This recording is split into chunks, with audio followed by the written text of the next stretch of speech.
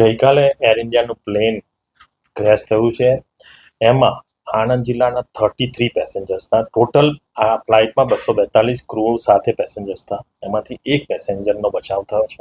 બાકી 241 પેસેન્જર્સના મરણ થયા છે અને ખૂબ જ દુઃખદની ઘટના છે.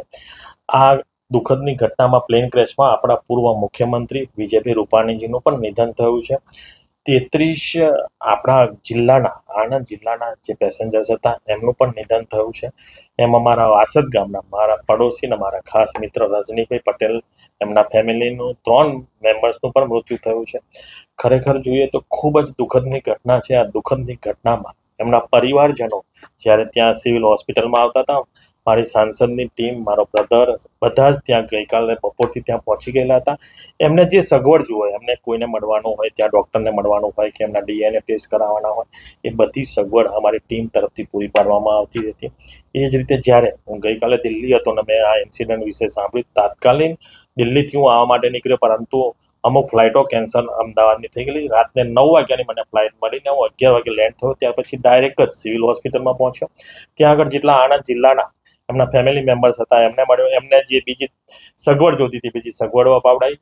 ત્યાં આગળ ભારતીય જનતા પાર્ટીના અમદાવાદના સંગઠનના સૌ પદાધિકારી, ધારાસભ્યશ્રીઓ, કોર્પોરેટરોશ્રીઓ અને ખાસ કરીને મેં ત્યાં જોયું, લાઈવ જોયું છે કે આપણા સંઘના બધા જ પદાધિકારી ખૂબ સારી રીતે જેને જે ફેમિલીઝને જે રીતની સગવડ જોઈએ એ બધી સગવડ પૂરી પાડી રહ્યા હતા. અને આ ફેમિલી મેમ્બર્સને એમના DNA ટેસ્ટ કરાવવાનો હોય તો પણ સાથે જતા હતા. કદાચ એમને જે કંઈ જરૂરિયાત હોય બોડી માટે પણ એમને જો અંદર લઈ જવાના હોય તો પણ સંઘના કે આપણા ભારતીય જનતા પાર્ટીના પદાધિકારી સાથે મેં જોયા છે કે જાતે લાઈવ જોતા હતા.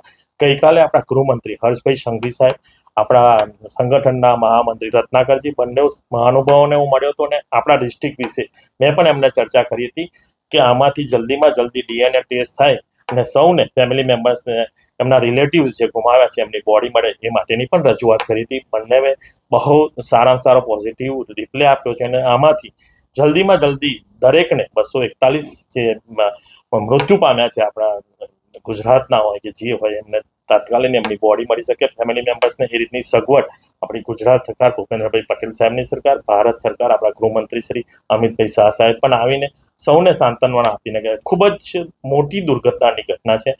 કાળો દિવસ કહેવાય એવી મોટી દુર્ઘટના છે. પરંતુ આ જે ફેમિલી મેમ્બર્સ છે, માતાજીના ચરણોમાં પ્રાર્થના કરું કે એમાંથી જે દુઃખદની ઘટના છે એમાં શક્તિ આપે અને ફેમિલી મેમ્બર્સને એમાંથી બહાર નીકળવા માટેની પણ શક્તિ આપે.